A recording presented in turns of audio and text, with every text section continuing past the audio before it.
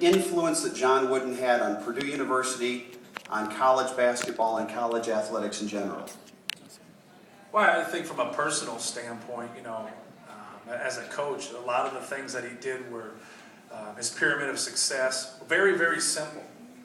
And I think that's what life comes down to, being very, very simple and not getting away from that. Just the fundamentals. And actually, the other night I watched that documentary, if you've ever seen that documentary on HBO, when the guys go through what he did the first day of practice of how to put your socks on.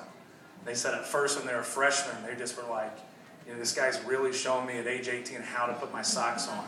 And he was showing them how to pull his socks up, not let the crease happen, don't get a blister. And then when they became a sophomore, all of a sudden the first day of practice, they, no way on earth is this guy going to say this again to me.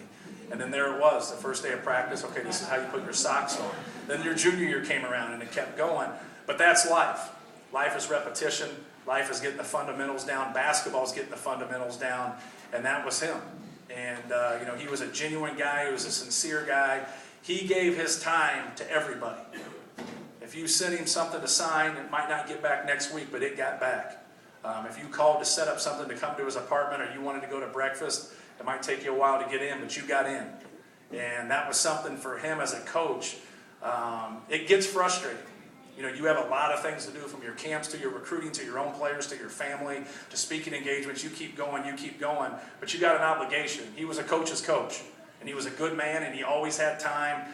The thing that you're always going to remember about him is just what a great person he was, what a great teacher. Obviously, he's going to be known about his run with the 10 national championships at UCLA, but he was an All-American at Purdue for 3 years.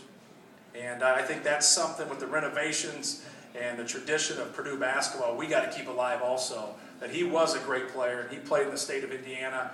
He chose Purdue, which proves that he's a smart man.